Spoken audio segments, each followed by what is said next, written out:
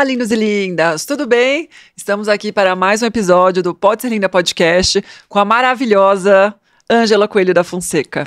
Ângela é CEO e diretora criativa da marca Jogê, que você já deve ter ouvido falar, e a gente está aqui hoje para um bate-papo sobre vida, carreira, sonhos e desafios. Bem-vinda, Ângela. Muito obrigada, adorei o convite e tenho certeza que a gente vai ter um papo delicioso.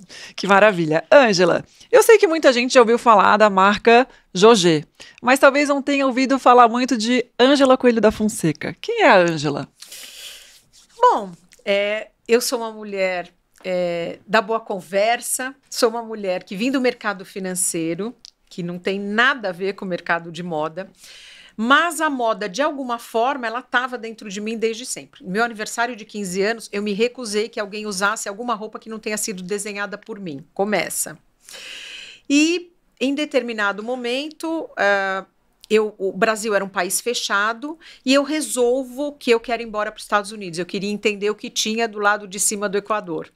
Queria entender como que era a vida fora daqui. Quantos anos você tinha? Eu tinha 23 anos. Super jovem. 22 para 23. Fui para os Estados Unidos e quando volto, eu já tinha começado a namorar o meu atual marido, mas aí nós terminamos o namoro e eu falei, foi ótimo até que terminou esse namoro, porque eu quero ir para os Estados Unidos, eu quero ver como que é o mundo. E Estados Unidos era um sonho, nem sei, era o sonho da minha vida, eu queria ir para lá. E fui para a Califórnia.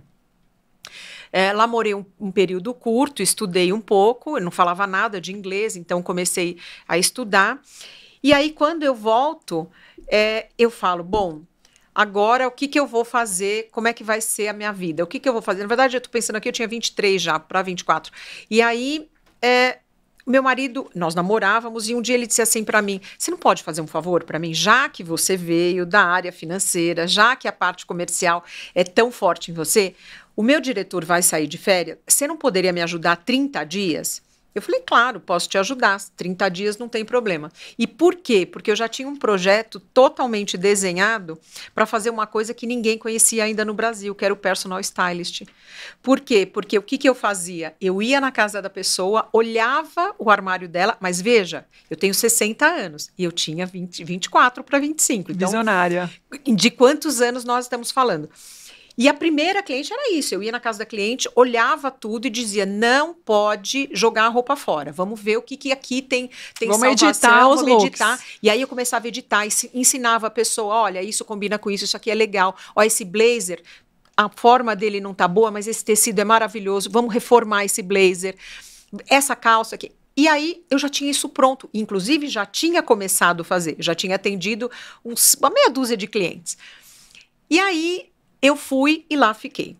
Quando eu fiquei, fui ficando, saí da área, aí comecei a entrar em loja, aí comecei a dar pitaco nas coisas, e aí tinha uma mulher que foi fundamental para mim nessa virada de chave. Ela chama-se Jussara Romão, ela era editora-chefe da revista Elle. Estava almoçando com a Jussara, talvez ela nem saiba disso, mas ela foi a pessoa que mudou a minha vida. E aí ela falou para mim, Ângela, o que você está esperando para você botar a mão na massa e para você começar a desenhar as peças da Jogê? Eu falei, eu? Falei, imagina, tudo bem que naquela época nem tinha faculdade de moda, então também não tinha essa exigência. E ela falou, sim, você. Aí eu saí do almoço falando assim, não, ela tá bem louca mesmo, bem louca, acho que tá... Era um sonho distante para você, Ângela? Era um sonho muito distante, era uma coisa... A moda, para mim, ela era muito da paixão mesmo, da coisa do, olha, deixa eu falar aqui, vem cá, deixa eu arrumar essa tua manga, putz, essa blusa vai ficar bem mais legal se eu... Posso mexer nessa manga? Então, era isso, não era um negócio, nunca olhei para a moda como um negócio. E aí, desenhei minha primeira coleção, e como a gente vive, e é inevitável falar disso, né? A gente vive num país... Hoje se fala muito e hoje os espaços são diferentes, mas tudo que eu fui fazendo na minha carreira foi muito cavando ali, porque as mulheres não tinham muito espaço. Então, o que uma mulher podia fazer na moda? Ela podia trabalhar na fábrica, ela podia ser modelista, ela podia ser costureira, ela podia... Sim, nós tínhamos mulheres aqui no Brasil, como Glória Coelho, que já era uma expressão, mas quantas Glórias nós tínhamos? Quantas? Aqui. Não estou falando da moda Não era internacional. uma realidade, né, para uma mulher seguir uma carreira. Não era. Se você pega mesmo na moda internacional, tirando o Chanel, quantas mulheres você tem? Tudo bem, você vai falar, mas a gente tem Schiaparelli. Tudo bem, mas quantas? É um dedo na balança que ele não tem um dedo muito pesado nessa balança. E aí, então eu tinha um lugar e eu sentia que aquele lugar ele era um lugar restrito. Era um lugar do você vai até aqui, daqui dessa porta para cá. Não, combinado? Não é permitido. Não é permitido. E aí, minha filha, Áries, Sagitário, não dá muito certo. E aí comecei a trabalhar e comecei a entender. Meu marido era um homem muito visionário, porque assim, a Jogé foi, pouca gente sabe disso, mas a Jogé começou junto, foi a primeira loja de lingerie do Shopping Iguatemi. Ele começou junto com o Shopping Iguatemi. Que ano foi isso, Ângela? 68. E aí, então, era uma loja que era do seu marido? Era do meu marido. Ele começou com 16 anos. Por quê? Porque a família inteira... Eles vieram, a família Coelho da Fonseca é uma família só, então não é nem só Coelho, nem só Fonseca, Coelho da Fonseca é uma família só, e todos eles sempre foram empreendedores, todos. Então, um tinha loja de tapetes, o outro tinha loja não sei o quê, e o pai dele teve uma loja super famosa em São Paulo, que ele também... Há 70 anos, ele trazia os bordados das mulheres do Ceará para a mesa da alta sociedade paulistana. Legal. Hoje a gente fala disso, mas, gente, há 70 anos fazer isso, ele mudou a realidade de muitas mulheres que viviam nos vilarejos. Entendeu? Empoderou muitas mulheres. Empoderou muitas mulheres sem que... Eu entendo que isso foi de uma maneira muito genuína, não e foi nem estamos falando pensada. do Nordeste da década de 70, 80. Isso. Então, a gente precisa entender que, para aquele momento, era alguma coisa muito importante. Então, embaixadas encomendavam dele aquelas toalhas de bilro, toalhas lindíssimas, assim, para mesas de 30 lugares, de 40 lugares. E essas mulheres que faziam, e o trabalho delas vinha para São Paulo. Então, ele foi, aos 16 anos, ele falou para o pai, vai ter um negócio que chama shopping. Porque não existia shopping. Adorei! Tinha que explicar o que era. Sim, porque não existia. Assim, é um prédio com várias lojas. Ninguém nem sabia direito. Eu acho que nem uma tia sabia como era direito, né? Antes dele vender para o Gereissati. Mas eu acho que nem eles sabiam direito como que ia ser. A gente tinha uma referência gringa, né? Sim. Mas como que ia funcionar aqui? O comércio de rua era um comércio muito. E se ia funcionar, né? E se era uma aposta, nem né? Nem como, nem se. Então, ele foi... E o pai dele falou, nossa, eu não sei se isso aí dá certo, não, porque todo mundo junto, no mesmo lugar, esquisito. E lá foi ele, aos 16 anos, com uma condição. Minha sogra ficaria na loja para ele fazer a faculdade. Então, essa era a única condição. Porque ele era muito novinho, né? Muito 16 novinho. anos. Então, assim, você vai entrar na faculdade e vai ter que fazer a faculdade. Então, essa é a única condição. Então, ele começou, e de uma maneira muito visionária, foi a primeira empresa de moda a ter revista. Ninguém tinha, eu lembro, foi um lançamento lindo no Fasano, com toda a imprensa, todo mundo muito chocado, porque olhando uma revista de lombada quadrada. Olhar apurado desde sempre. Sempre, muito visionário. E aí, eu acho que quando eu entrei no negócio, eu não entrei como sócia no início, eu entrei mesmo ali, trabalhando. E depois chegou num determinado momento e ele disse, olha, não faz sentido você estar no negócio sem ser sócia do negócio.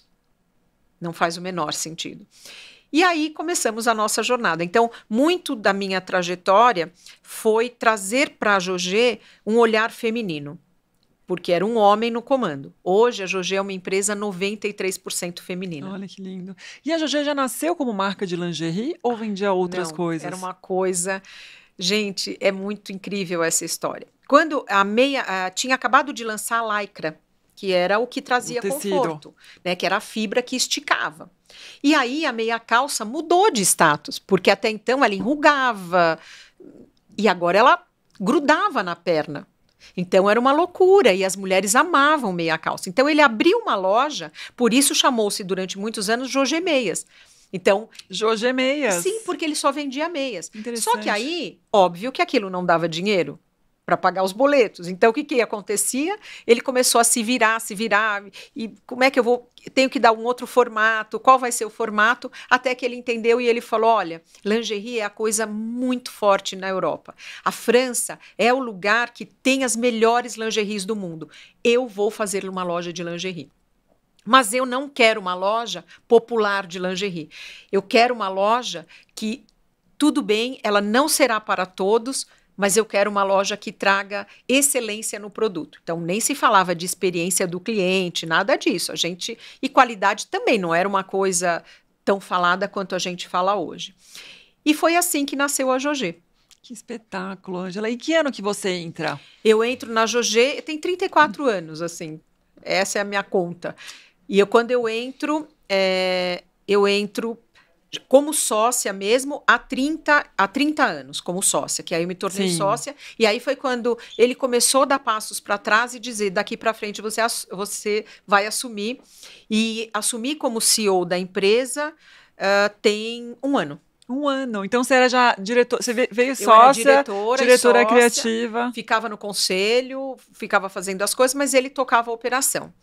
E aí, faz um ano, eu assumi como CEO e estou me experimentando nesse lugar.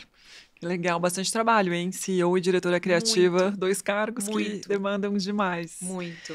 E, Ângela, tem alguma mulher que te inspira? Algumas mulheres que te inspiram?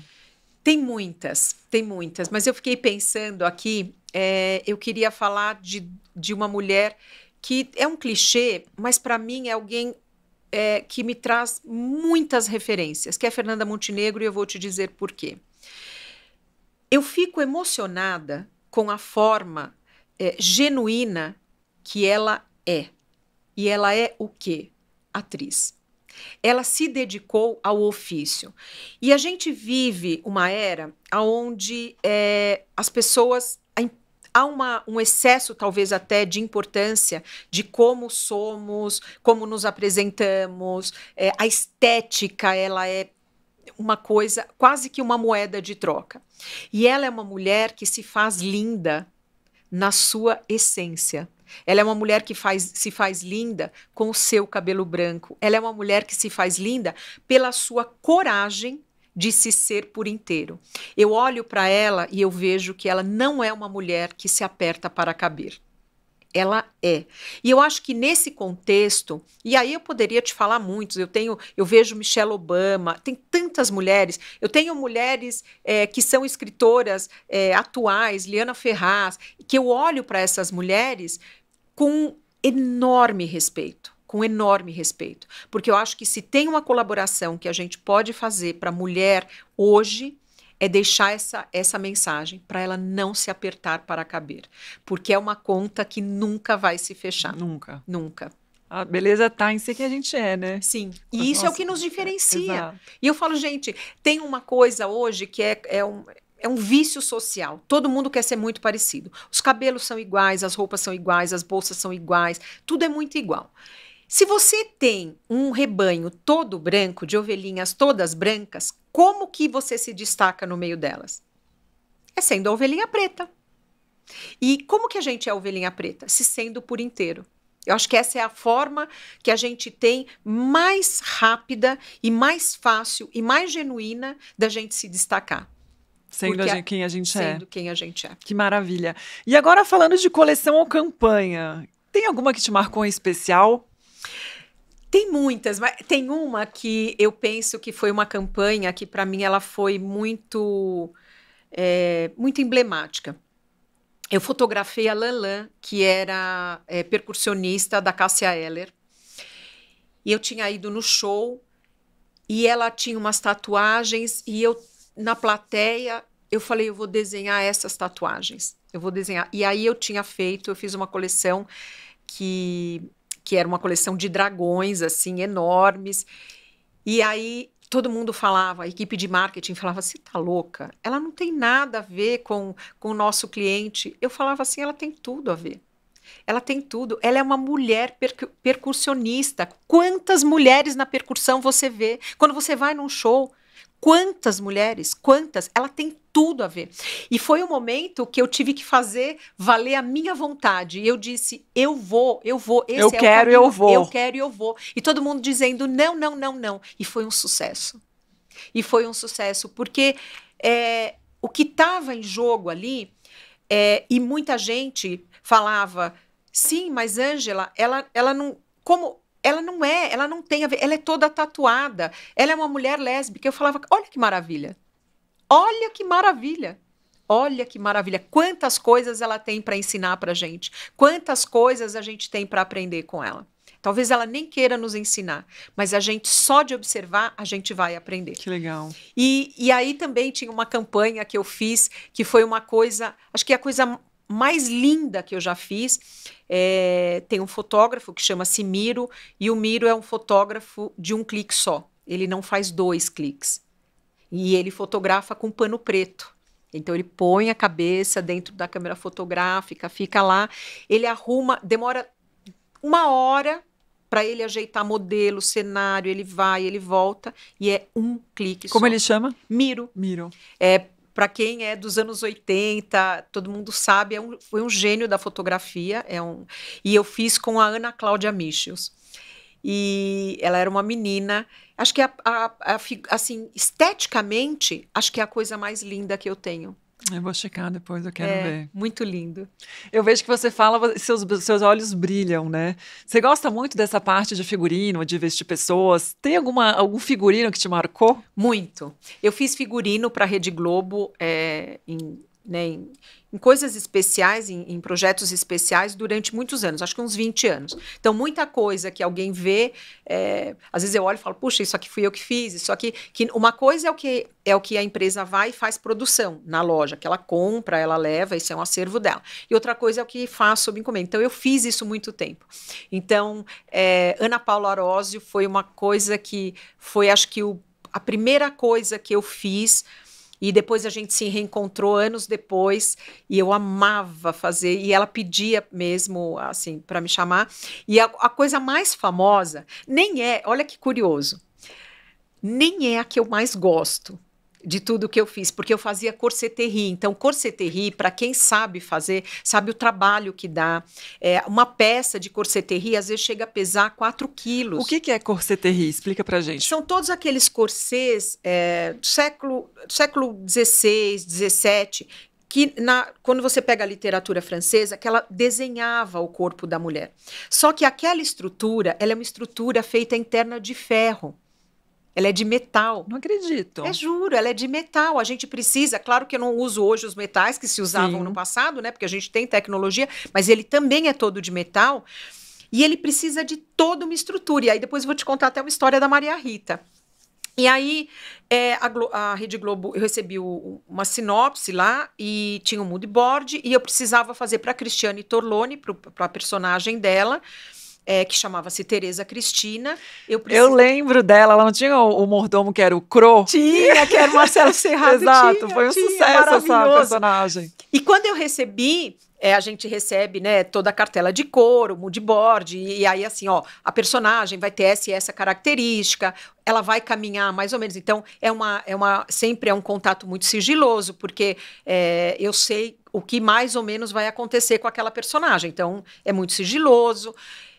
E aí, bom, eu tinha que fazer 2 camisolas. Uma camisola muito glamurosa para ela começar a novela descendo a escada, e depois uma camisola que ela ia usar ali no seu closet, na intimidade e tal. Tá ótimo.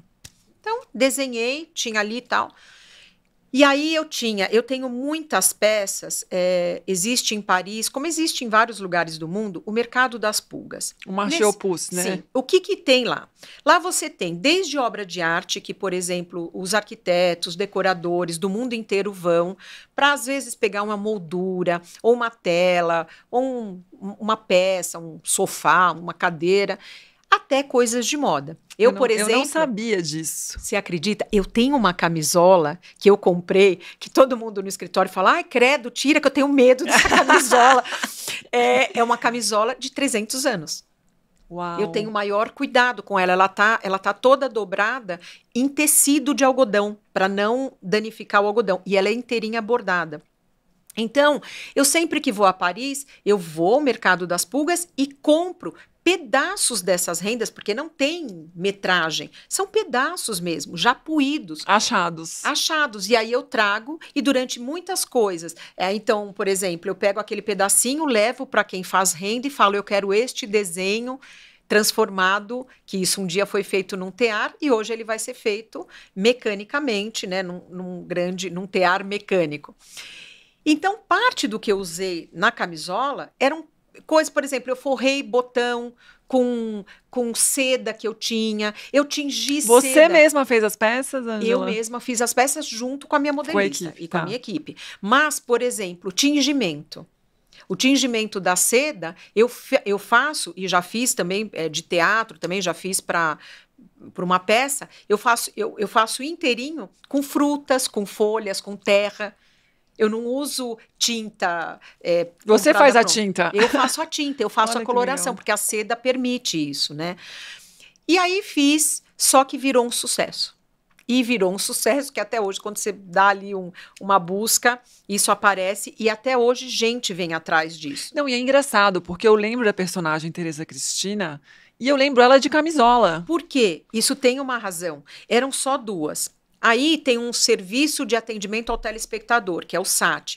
Nesse SAT, as pessoas ligam para falar qual que era a cor do batom, que cor que ela usa no cabelo, o esmalte, o vestido. E aí eu recebi a visita, né, de 2 diretores da Globo e me disseram, olha, hoje, de cada 10 ligações, 8 são sobre as camisolas da Teresa Cristina. O que a gente pode fazer com isso? Eu falei, nada. Não tem o que fazer, porque não era replicável. São peças exclusivas, né? Exclusivas, não era replicável. O preço era muito alto, porque quanto que custa você ficar bordando uma peça à mão? Inteira mão, de renda francesa. Você usar uma renda, um pedaço de uma renda que tem 200 anos. Você entende? Não é uma coisa que eu consiga precificar. E aí, nem reproduzir, né? E nem reproduzir, porque eu não tenho outro pedaço daquela renda, você entende? E tem uma história muito, eu não sei se posso contar, mas enfim, uma história muito curtinha, rápida disso. Um dia um senhor, uma pessoa, um homem, liga no escritório e falou, não, que eu queria essas camisolas da Teresa Cristina. Então o time, era a ligação o dia inteiro na Jogé, pedindo a camisola. Agradecemos o seu interesse, mas essas camisolas não estão à venda, não é possível e não sei o quê. E ele falou assim, eu quero falar com a estilista, eu quero falar com ela. E aí eu falei, gente, mas eu não quero falar com o cliente. Vocês já falaram para ele. Não, mas ele quer falar com você. Tá bom, então eu vou falar com ele. Aí fiz a ligação com ele e eu expliquei que aquilo não tinha. E ele disse assim para mim, minha filha, tudo na vida tem um preço. Faça o preço que eu vou ver se eu estou disposto a pagar. E eu fiz um preço para ele. Será que era a esposa dele que estava querendo? Ou namorada nova, né? Não sei. Eu sei que ele falou, eu falei, tá bom. Eu falei, gente, vamos fazer assim, ó, para ele não ficar chateado, vamos fazer um preço que ele não vai pagar. Ninguém vai pagar esse preço e pronto, tá resolvido o problema. Ele pagou. Não acredito. E você vendeu? Vendi. Ai, que dor no coração. Aí eu falei, eu não posso vender agora a dela. Agora tá pra trás, né? Eu não posso vender a dela, mas eu faço uma. Sim, tá. Que é uma réplica igual. Né, só pra sua esposa, isso. Sim. Sua namorada, eu faço exclusivo. E ele falou... E eu não quero uma só, não. Eu quero, são 2 dessa daí. E olha aqui, e você me fala, porque meu jatinho vai buscar as camisolas. Não acredito. Juro pra você. Eu fiquei chocada. Então, esse foi um trabalho que foi muito prazeroso para mim. E depois, quando o Marcelo Serrado faz o filme... Sim. Tem um pedaço do filme que é só ele experimentando as camisolas verdade, da Teresa Cristina. Verdade. E eram também as camisolas da Jogé que ele experimenta? Ele levou. Eram as camisolas que eram da Cristiane Torlone, ele levou para o filme, que acho que emprestado, não sei, levou para poder fazer o filme. Que interessante. Isso alimenta a gente, né? Muito, muito. E, Ângela, você falou muito aqui sobre rendas francesas, sobre peças clássicas, né? Como é que você traz isso e alinha com a modernidade de hoje, com os jovens, com as mulheres jovens? Então, essa é uma pergunta tão legal. Obrigada por ter feito essa pergunta, porque ela é muito necessária. Acho que assim, a gente vive a era do fast fashion. Quando a gente pensa em fast fashion, a gente precisa entender que se ele existe é porque há uma demanda para ele. Ponto. Essa é a premissa da coisa. Então, Só que o que eu acho? Eu continuo entendendo, e acho que a consumidora da Jogé, ela é muito prova disso, que há pessoas que, primeiro, se importam com quem está fabricando, se importam com quem modela, com o que vestem e por que vestem. Então, é uma coisa que, para mim, é inegociável, é objetificar o corpo da mulher. Então, se você olhar todas as campanhas da Jogé, tem a mulher de lingerie, claro, a mulher de lingerie por si só, ela já é sensual. É como a mulher de biquíni, ela é também sensual. Mas a gente pensa fora dessa casinha. Como que a gente entende a coisa na Jogé? Eu preciso entregar para você, calcinha por calcinha, tem no supermercado para vender, tem na rua 25 de março para comprar. Por que você compraria uma calcinha na Jogé e não na 25 de março? Eu preciso entregar para você alguma coisa que não é palpável, mas que você sente. Ela não está ali, ela é priceless. Por quê? Que é uma coisa que chama-se bem-estar e conforto. Se a gente quiser falar de sustentabilidade, a gente vai ter que falar de qualidade. Não adianta falar só de sustentabilidade. Ah, não, que eu uso tecido reciclado. Ah, não, que eu uso fibra de algodão. Até o algodão a gente vai ter que ter um pensamento. Hoje o algodão, a gente ocupa uma área de terra para plantar o algodão. Vai chegar um momento, que certamente eu não estarei mais aqui, nenhuma de nós, daqui 100 anos, eu não sei quanto, que a gente vai ter que saber. A gente vai plantar camiseta ou comida?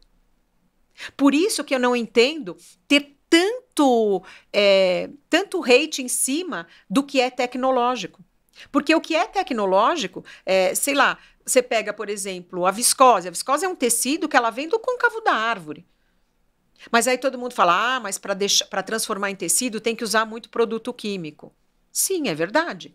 Mas também para atingir o algodão, eu também tenho que usar produto químico. Então, a gente vai precisar encontrar um meio termo no meio dessa conversa. E entender que, ainda que as pessoas também queiram conforto, exclusividade, bem-estar, isso também precisa caber dentro do orçamento. Então, acho que hoje a minha maior missão é equilibrar essa balança. É fazer com que um produto acessível, que eu falo, óbvio, eu não sou fast fashion, então eu não vou ter um produto de R$19, eu não tenho realmente isso para vender. Mas transformar alguma coisa que seja factível e que traga um benefício, porque, assim, uma bobagem, mas, por exemplo, uma calcinha da Jogé, que a pessoa use de algodão, que ela use bastante, que ela use 2, 3 vezes por semana, é uma calcinha que dura, em média, 8 anos. Então, um ótimo produto. É um ótimo produto. Quer dizer, como que você vai jogar essa calcinha fora? E a gente joga fora para onde? Se o mundo não tem fora, né? Maravilha. E se tivesse uma palavra para descrever a alma da Jogé? Existe essa palavra na sua cabeça? Existe. Qual é? Coragem. Coragem. Sabe por quê? Porque não há como você manter um negócio na era do fast fashion, na era de compras digitais, como você pega a Shopee, enfim, todas essas. E você ter que... O Brasil, ele não é um país feito para o empreendedorismo. Ele não é. O Brasil não é. Por mais que a gente incentive todo mundo a empreender, e eu faço consultoria gratuita, eu nunca cobrei um centavo. A gente tem um programa dentro da Jogé que chama-se Mulheres Potentes. Eu consigo absorver 10 mulheres por ano. Eu sento com elas, eu olho o negócio delas, eu ensino a precificar, eu ensino aonde está o ponto frágil, aonde estão os pontos fortes. A gente acompanha, é uma equipe multidisciplinar acompanhando essa mulher. E a gente vê como é difícil empreender. Então, eu acho que a palavra da Jogé é coragem, porque eu tenho que ter coragem, além de enorme cara de pau, ter muita coragem de lutar contra um mercado tão gigante. E quantos anos de história, Ângela? Quantos anos a marca tem? A Jogé tem 57 anos, vai fazer 58 agora em abril. Nossa, você falando de coragem, quais foram os maiores desafios de manter uma marca por 58 anos? Eu acho que foi passar por todos os up and downs que a economia do Brasil tem. Né? O Brasil é um país extremamente desafiador sob o ponto de vista tributário. É um país extremamente desafiador Hoje a gente não fala de inflação, mas você imagina quando foi no plano Collor a gente acordar e não ter mais um centavo no banco? Com folha para pagar, com tudo. Cadê o dinheiro que estava aqui? Sumiu. Como sumiu? Sumiu. Sumiu. É outra moeda, agora é outro dia, vamos ver como vamos resolver. Então, eu acho que ter passado por tudo isso, se por um lado foi muito desafiador, por outro também edificou. Porque a gente volta aprende, mais forte. A gente volta mais forte. Eu tenho uma amiga muito querida, que é a Isa Martina, ela fala, é uma neurocientista muito potente, e ela diz uma coisa que ela nos ensina, ela fala muito, né, sob o ponto de vista filosófico. A gente passa, a pessoa que entra na tempestade nunca será a que vai sair do lado de lá. E talvez porque a tempestade seja mais do que um caminho, a tempestade somos nós. É o que nós sentimos, é como a gente sente. A cada tempestade que um empreendedor ou um empreendedor ele passa, ele chega do lado de lá muito diferente do que quando ele entrou. Então, eu acho que esse é o maior desafio. A pandemia também foi um desafio? Nossa, enorme. A pandemia, para mim, teve uma coisa que foi assim. Como todo mundo estava em casa, teve uma demanda gigante por pijamas, pela roupa do loungewear. Então, eu passei ali na pandemia, a gente conseguiu muito manter o faturamento que a gente tinha com lojas abertas. Eu fiquei um pouquinho abaixo, praticamente nada. Que maravilha. Porém, ele foi um produto que entrou em overdose. Então, o que todo mundo sonhava depois que a vida começou a voltar ao normal? Porque ninguém comprou uma sandália para ficar assistindo o Jornal Nacional. Ninguém comprou uma roupa nova para ficar indo da cozinha para a sala. Só que as pessoas, quando abriram, o que elas queriam? Elas queriam salto alto, elas queriam... E aí, quase que a lingerie virou antagonista daquela nova vida. Então, durante 1 ano e meio, o desafio foi entender que, olha, oi, tô aqui, vamos conversar. É legal também ter pijama de novo e tal. Então, acho que esse foi o maior desafio. Maior do que a pandemia para mim foi o pós-pandemia. O pós-pandemia, quando voltou ao normal. Sim. Que legal. É a mesma coisa. Como que deve estar sendo para o cara que vendeu máscara? Ele bombou na pandemia, mas e depois? Sim. Então, claro que numa analogia meio tosca, mas isso é mais ou menos Sim. isso, né? Todo mundo ficou de pijama durante quase 1 ano. Mais, né, que 1 ano, né? Quase 2, né? Mas porque aí depois você ia para o escritório, Sim. depois ficava...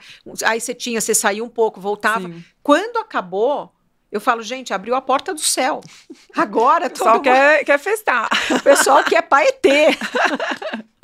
E falando um pouco agora de processo criativo, como é que começa um processo de uma nova coleção? Onde é que vem essa fagulha, essa inspiração? Na verdade, o que acontece é o seguinte, a gente tem birôs, que são birôs do mundo inteiro, alguns nórdicos, que eles ditam as tendências da próxima. Então, por exemplo, para você entender, eu estou fazendo agora o verão 27. Eu comecei já a desenhar o verão 27.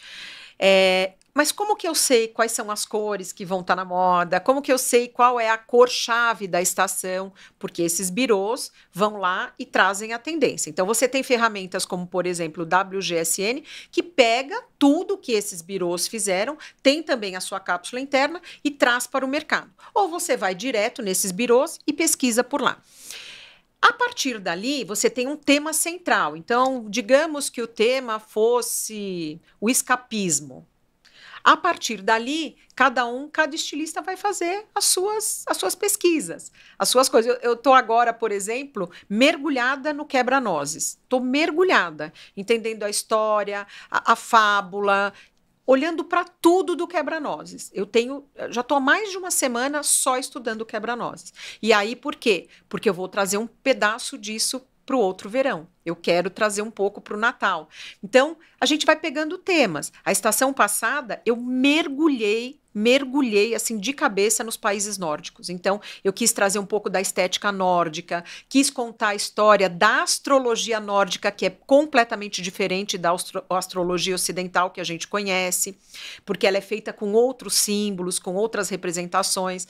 E aí, a gente começa a brincadeira. Que maravilha. E tem alguma peça símbolo da marca que você acha que representa isso aqui? É a Jogé. Tem uma coisa que por isso que eu falo, gente, como a gente precisa acreditar no acaso. Eu tinha recebido há 23 anos, eu recebi um briefing da equipe. A gente tem um movimento de mulheres querendo usar calcinhas de algodão e tal, lingerie de algodão e tal, mas elas não querem mais coisas tão simples e tal. E eu desenhei uma coleção com uma renda da Noyon, a Noyon é das fábricas mais antigas de lingerie de rendas da França. Hoje eles têm uma fábrica na China, mas eles têm uma planta lá, mas eles têm ainda na França os seus teares seculares. E eu desenhei tudo manufaturado? Tudo manufaturado. Na China, claro, já sim, automatizado. Sim. E eles foram embora. Hoje funciona muito pouco na França, justamente por conta de mão de obra e tal. Mas eu sou cliente deles há 40 anos, né? Então, eu desenhei uma coleção usando uma renda exclusivei ela para a América Latina e desenhei essa coleção, mas extremamente, de uma forma absolutamente despretensiosa mesmo. Essa coleção existe há 23 anos. As consumidoras se apropriaram de tal forma que eu não consigo trocar uma argolinha. Para eu trocar uma argola... Tem que pedir autorização. Não.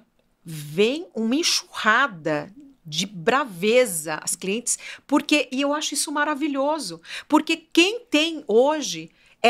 Isso é um sonho de consumo. Há 23 anos eu não posso mudar nada. Nada.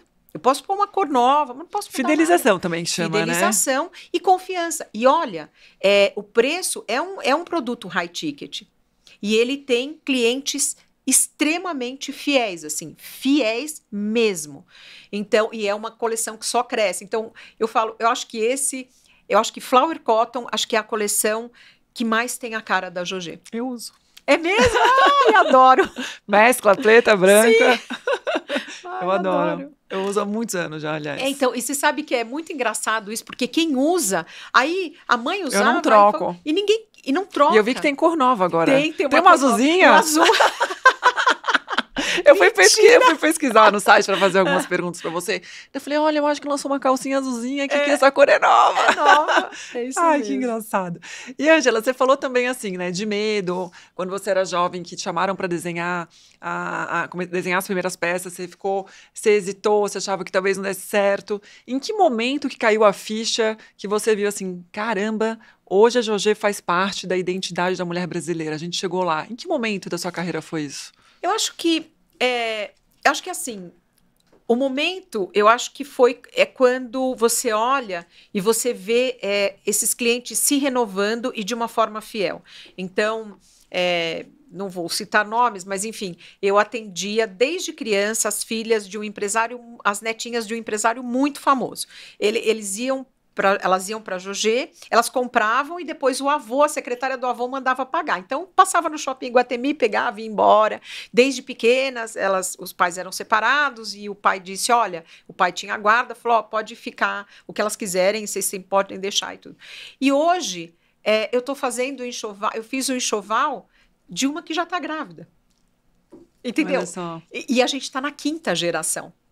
Então, o que para muita gente é um peso, porque, então a Jogé é velha? Não, a Jogé tem tradição, ela não é velha. Até porque a gente não pode colocar nem etarismo nem em cima de marcas, nem em cima de pessoas, claro. Né? Então, eu acho que esse é o momento, quando eu olho e eu vejo, assim, a 5ª geração, eu falo, uau, obrigada, deu certo. Ângela, ainda falando de gerações, né, e de jovens, de meninas, a gente sempre tem a história do meu primeiro sutiã, que é muito marcante na vida de toda menina que vira mulher. Como é que é essa relação da marca com essas meninas? A Jogé, ela não é uma marca hoje voltada para teenager. Tá. Ela não é. Até pelo ticket mesmo, Sim. Por tudo. O que a gente entende? Mas, mesmo assim, a gente vende o primeiro sutiã, a gente vende lá a primeira calcinha, quando faz aquela transição. Por que eu chamo de primeira calcinha? Claro que ela usou calcinha desde que tirou a fralda, mas tem um momento que a menina, ela resolve fazer as suas escolhas, e isso é muito legítimo. E aí, até eu já fiz uma palestra uma vez no Shopping Iguatemi falando sobre isso. Olha bem, a gente tem um corpo que ele é invisibilizado, ou a gente tenta invisibilizar esse corpo desde muito pequeno. Então, quando a menina começa a entrar na fase de que precisa do sutiã ou vai mudar de calcinha, o que que a mãe fala? Olha, eu vou com você, nós vamos comprar um sutiã beijinho, bem assim, para desaparecer na roupa.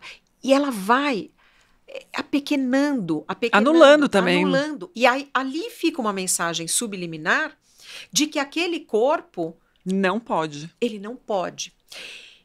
Por outro lado, quando a gente olha como mãe, e eu vivi esse lugar, a gente sabe que existem tantas coisas ruins que acontecem nesse mundo que a gente, num movimento de proteger as nossas meninas, as nossas filhas, a gente tenta invisibilizar o corpo delas para que eles não sejam objeto de desejo de ninguém.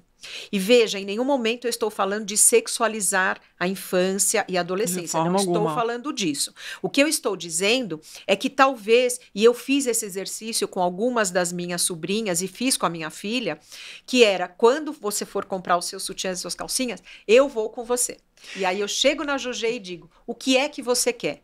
E aí ela pega uma calcinha pink, ela pega uma calcinha vermelha, ela pega uma calcinha de algodão, mas ela quer também uma calcinha de renda.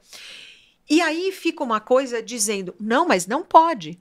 E eu te pergunto, por que que não pode? Eu também acho que esse negócio de a gente tirar a ideia de que a lingerie é pro outro, né? Porque Ela é não é, nossa. a lingerie é pra gente. Pra gente. Independente, né? É muito, porque, veja bem, olha, você não sabe o que eu estou usando, eu não sei o que você está usando. Portanto, o que você usa e o que eu uso é para cada uma de nós. É para o nosso bem-estar, é para o momento que a gente se olha no espelho e a gente se reconhece. Tinha uma fala da Thaís Araújo que eu achei maravilhosa, eu já até contei em outro podcast, que era ela dizendo que ela usava uma calcinha bege bem grande. E as amigas começaram a rir dela, e ela estava em desespero porque a tal da calcinha ia sair de linha. Você entende como isso é poderoso? Ela é uma mulher linda, uma mulher sensual, dizendo que ela usa uma calcinha grandona e é assim que ela se sente confortável na sua pele. É isso que a gente tem que entender. Cada uma de nós não tem que usar a calcinha que, é a calcinha para namorar, é a calcinha para dormir, é a calcinha para ir para o trabalho. É a calcinha que você se sente feliz. Não tem isso. Né? Eu acho que também tem isso, né? A lingerie não é só para cobrir, ela também pode ser para se expressar no seu dia a dia. Ela é totalmente para se expressar. Eu tenho amigas e na medida que eu vou tendo mais intimidade, eu falo, não, por que você tá com esse sutiã bege? Ai, pelo amor de Deus. Ai, Ângela, para não aparecer. E eu não sei se as mulheres sabem, mas a lingerie que mais desaparece sob a roupa é a vermelha. Não pode ser qualquer vermelho. Tem um vermelho, na Jogê eu chamo isso de Deep Red, que o que é? Na composição do vermelho, você tem que fazer uma alquimia. Você tem que colocar um pouco de outras cores, que é para ela matizar com a pele. Mas se alguém quer uma lingerie que realmente não apareça na pele, é vermelho. Não é bacana, existe esse mito, né? Essa coisa do vermelho e coisa e tal. E você acha que as mulheres mudaram ao longo do tempo a forma como elas se relacionam com a moda íntima? Eu acho que totalmente. Tem uma coisa que eu acho que ela ficou, que é muito interessante. Há uma pesquisa que mostra que nós nos comportamos como as mulheres mexicanas. Mas veja, o México é um país essencialmente católico. E ele é um país onde, que tem algumas características. E aí você fala, mas espera um pouquinho, é confuso, porque se a mulher brasileira ela é a mais sexy, né, ou dizem que ela é a mais sexy do mundo, como que ela, per capitamente, o lugar do mundo que mais consome lingerie são os países árabes. E todo mundo acha que é os Estados Unidos. Claro que o volume é dos Estados Unidos, sim, mas per capitamente o investimento, e eu não sei em número de peças, mas eu sei em ticket médio, investimento são os países árabes. Olha só. E por uma razão, porque os homens podem ter mais de uma mulher e essa é uma competição velada. Porque diz na religião deles que elas não podem ter competição uma com a outra. Mas de fato existe. E a lingerie, ela é instrumento dessa competição. Ela se torna um instrumento efetivo dessa competitividade. E por que você acha que a lingerie está tão ligada à sedução? Pela exposição do nosso corpo, né? E pela objetificação. Porque se você parar para pensar, o biquíni é muito menor do que a nossa lingerie. Concorda? Quando você está na praia, a maioria das mulheres usam aquele biquíni curtinha, de lacinho, não é? Então, teoricamente, é menor. Mas, quando você vê uma mulher de lingerie, não pode. Não pode, é errado. Sendo que não faz muito sentido. Você veja que coisa curiosa, até dentro do algoritmo, quando você, por exemplo, você vai fazer um anúncio dentro do grupo, Meta ou qualquer outra plataforma, eles não entendem a exposição de pele do biquíni como algo que passível de ser banido, mas da lingerie, sim. Mesmo que a lingerie seja maior, tenha menos exposição, cubra mais. Então, é alguma coisa que além de cultural, né? E acho que também porque quando você vê a minha lingerie é quando eu já me despi, o que também para mim não faz muito sentido, porque na praia eu também já estou, né, praticamente despida. Então, eu também não sei muito bem, não sei te dizer por quê, mas eu acho que é muito cultural mesmo. Que maravilha. E quando você acha que a mulher brasileira, ela compra lingerie para ela ou para um parceiro, ou para um futuro parceiro? E ela essa lógica perversa, ela acaba ou diminui muito quando a mulher atinge a maturidade. Então, eu acho que muda muito o comportamento de compra quando a mulher passa aí de 55 anos, 50 e poucos, aí começa a mudar o comportamento. E o que é triste, né? Porque se você parar para pensar, as suas escolhas, as minhas escolhas, elas deveriam ser inegociáveis, né? Desde Principalmente sempre. Nesse assunto, né? Nesse assunto, né? Que é a nossa intimidade. Então, é uma pena, mas tanto que assim, eu preciso de uma lingerie para namorar. Eu preciso de uma lingerie porque eu vou ao médico. Mas o médico nem vai ver sua lingerie, porque mandam a gente colocar aquele aventalzinho, quando você volta você já tá pelada. Não, você nem vai ver, né? Mas eu acho que por isso que eu te falo, as questões culturais, nós somos um país de ensinamentos judaicos cristãos. Então, eu acho que, nesse contexto, o corpo, a mulher, é um objeto de incontáveis métricas e preconceitos e julgamentos e tudo. Você acha que a mulher tende a se objetificar para seduzir? Sim. Eu tenho uma coisa, eu sei que é bem polêmico isso que eu vou falar, eu me considero e eu me nomeio uma mulher feminista. Porque eu entendo no feminismo, eu sou uma mulher feminista, porque primeira coisa, né, quando a gente fala de feminismo, colocaram caricaturas, né? Então, toda mulher feminista, ela é de esquerda, ela tem as axilas sem depilar, ela briga com homens e ela não gosta da família. Ou ela não se arruma, né? Ela não se arruma. Eu sou uma mulher que me arrumo muito. Eu sou uma mulher casada com o mesmo parceiro. Nós estamos juntos há 35 anos. Eu sou casada há 33. A minha casa, eu sou extremamente gregária e eu sou uma mulher feminista.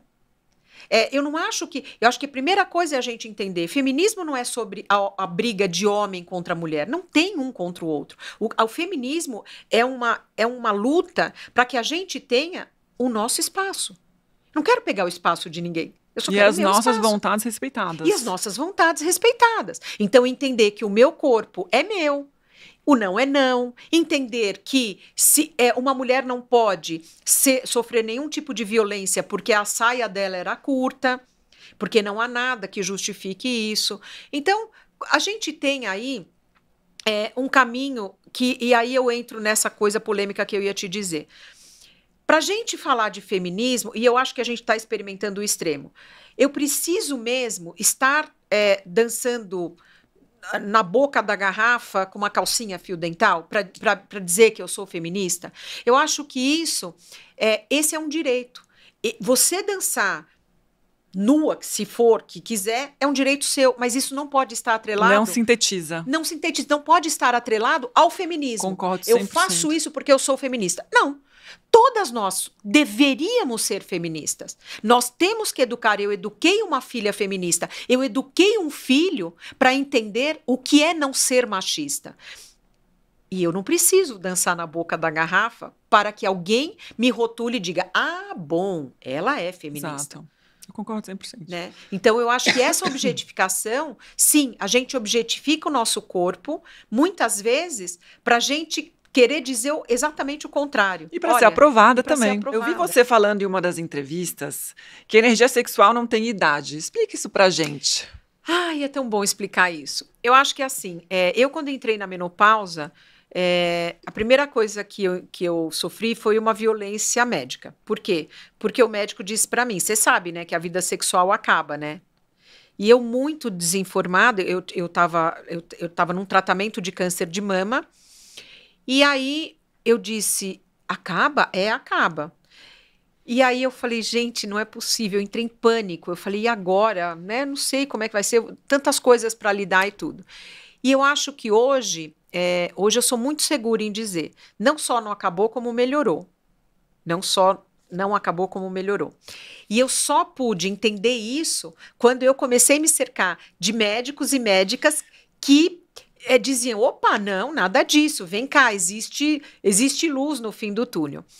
E eu vou te contar uma coisa, eu vendo sex toys na Jogé, né, há muitos anos, há quase 20 anos, e a minha principal cliente vai fazer 80 anos. Uau. Você largou esse médico também para trás, né? Óbvio, né? Óbvio, né? Coloquei até o nome dele na boca do sapo.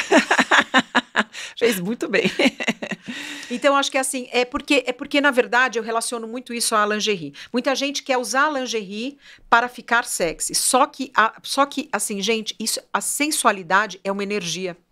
E isso não tem a ver com a constituição corpórea. Eu posso estar gorda, eu posso estar magra, eu posso ser alta, eu posso ser baixa, eu posso estar jovem ou não. Não tem a ver. É uma energia. Você pega pessoas, mulheres com 20 anos que não têm essa energia sexual. E você pega uma mulher de 80 anos em plena energia sexual. Então, a energia, ela é um valor individual.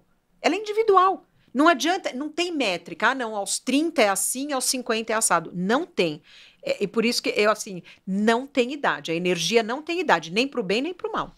Eu também acho que assim, você querer usar uma lingerie para parecer ser, né? Não dá certo. Já começa errado ali, você querer agradar o outro. E eu acho que é legal agradar o outro. Também sou casada há 16 anos. É uma gentileza, é um carinho você querer fazer uma surpresa ou pensar no outro como uma lingerie. Mas não viver Mas por não isso. se resumir a isso, né? Exatamente, porque nem sempre você vai estar disposta a se vestir de mulher gato. Né? Exato. E a intimidade, ela mora em outro lugar. A lingerie, e eu sei, é até antagônico, né, eu falar isso, mas é verdade. A lingerie, ela é só um acessório. Uma ferramenta. É uma ferramenta, ela é como o seu brinco, ela é como o seu anel, ela é como a saia que você usa, o sapato que você calça. Ela não é nada além disso. Embora as pessoas criem uma aura em torno da lingerie, porque a sensualidade é uma energia. Ela não é um instrumento, ela é uma energia. E se trabalha, acho que a sensualidade com a autoestima também, Sim. né? Porque adianta, se você está se sentindo insegura, a primeira coisa, a mulher está se sentindo insegura, aí ela vai lá e coloca uma lingerie que ela não está acostumada a vestir.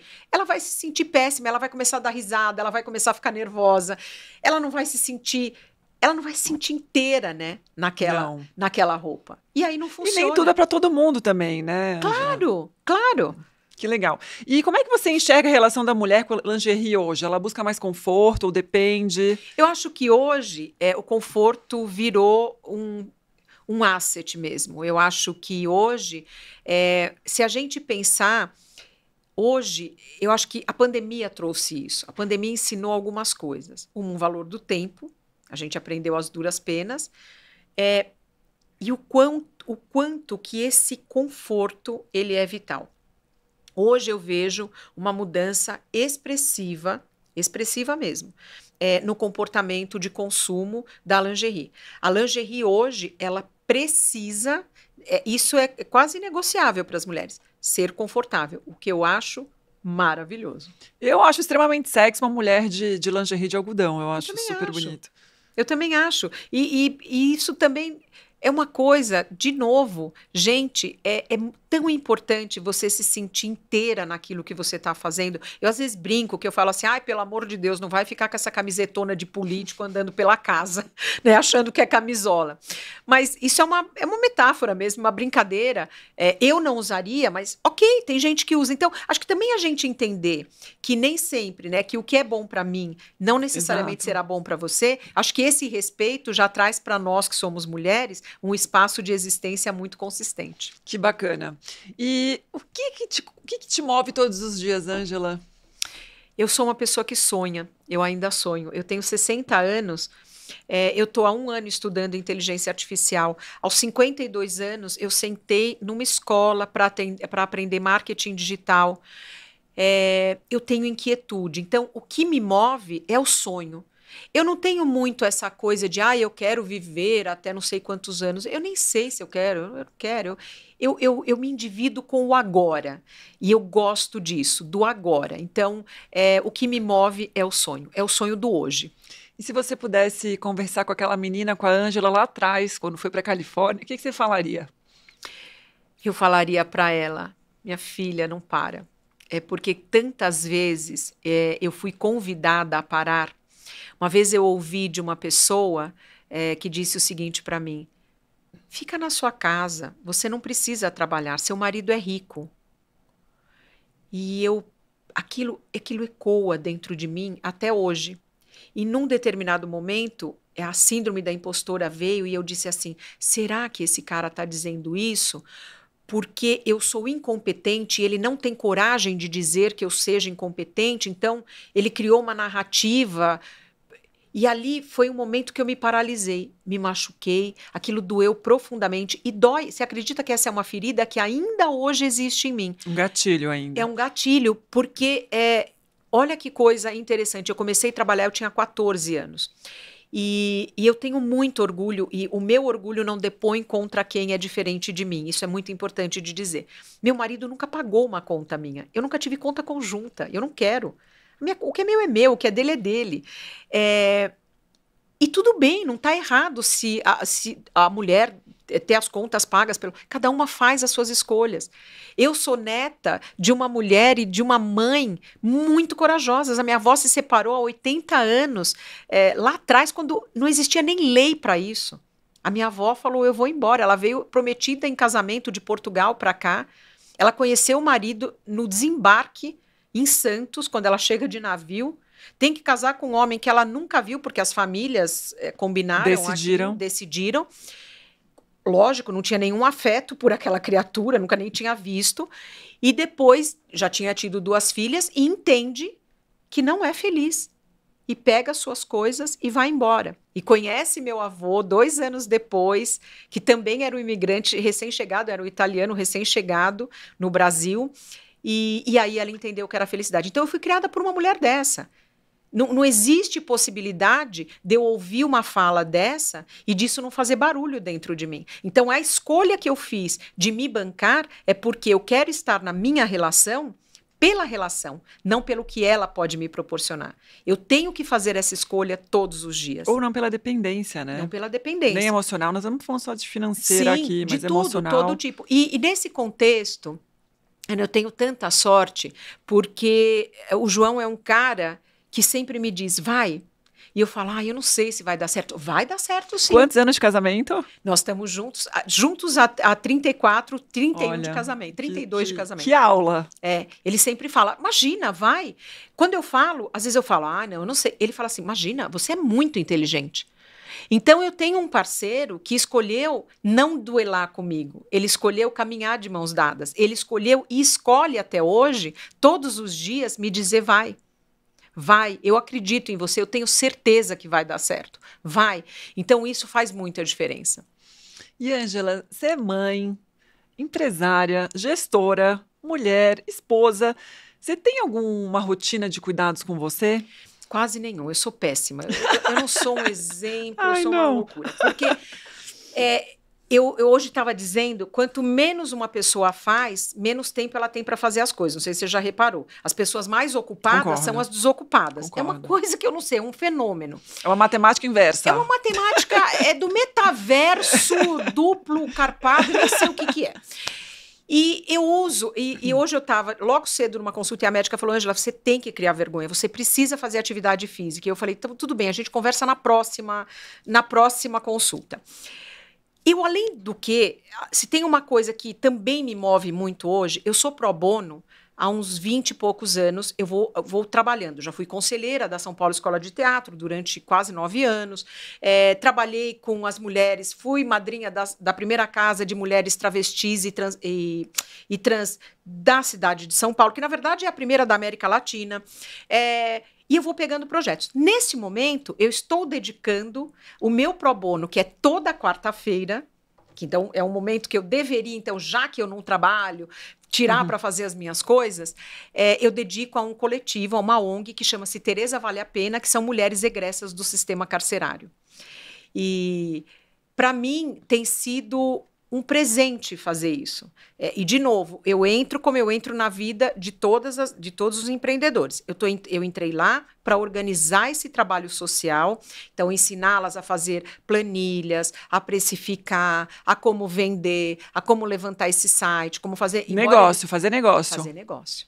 Fazer negócio. Então, acho que o maior cuidado que eu tenho comigo é com a minha biografia. Embora isso não seja um exemplo para ninguém, eu entendo que todo mundo tem que fazer atividade física, deve. Não olhem para mim, eu não sou exemplo, sou péssima, inclusive. Pagarei um preço altíssimo por isso. Mas para mim, a felicidade é o que me faz... É o que me faz bem. É o que te alimenta. É o que me alimenta. Me alimenta muito. Que maravilha. E você teria algum conselho para essas meninas que estão agora vindo para o mercado de trabalho, que têm sonhos, e às vezes também se sentem limitadas, né, por serem mulher ou por estar numa condição que talvez não cheguem lá? O que você diria para essas meninas? Nossa, vou dizer uma coisa. A gente tem uma questão geracional que é uma máxima que se instituiu no mercado de trabalho, né, o mercado corporativo, dizendo que eu quero ter um trabalho onde eu seja feliz. E eu vou dar uma péssima notícia. Trabalho não é lugar da gente ser feliz. A gente pode até ser feliz no trabalho, mas esse não é a atividade fim desta jornada. A atividade fim do trabalho é a entrega, é a edificação. Então, eu vou trabalhar porque eu preciso financiar os meus sonhos, eu quero financiar os meus sonhos. E para eu financiar os meus sonhos, eu preciso de dinheiro. A gente não financia sonhos dormindo.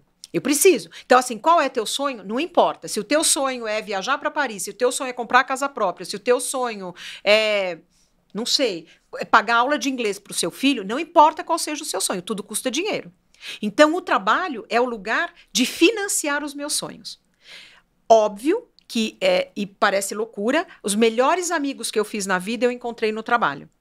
Mas eu preciso deixar claro que eu não entrei no trabalho para ter amigos. Ter amigos foi uma consequência do que eu estava fazendo ali. Então, ser feliz no trabalho é atividade meio, não é atividade fim. Então, isso é uma coisa muito importante, porque essa nova geração tem um pouco de dificuldade de assimilar isso. Porque o que acontece? É geracional também, né? A gente tem a Gen Z e a geração anterior também, tá, gente? Que diz o seguinte: ai, não, mas meu chefe, ele me olhou esquisito, eu me senti desconfortável. Então, mas deixa eu te contar, a gente vai se sentir desconfortável, a gente se sente desconfortável com o namorado, com a amiga, com a irmã, com a mãe. Porque para eu não estar desconfortável, todo mundo precisa concordar comigo. E nem sempre, no trabalho e na vida, as pessoas vão fazer exatamente na rua, aquilo. Gente, na rua, qualquer lugar. No ônibus, no metrô, no Uber, não sei. Você vai encontrar alguém que atinja as suas expectativas. Então, o que a gente não pode é jogar o protagonismo da nossa felicidade num objeto do qual a gente não tem controle. Então, assim, eu quero um trabalho onde eu seja feliz. Espera um pouquinho, você vai trabalhar com 50 pessoas. Você acha que 50 pessoas vão te amar? O tempo inteiro. O tempo inteiro. Que 50 pessoas vão te valorizar. Que 50 pessoas vão torcer por você? Então, não sei.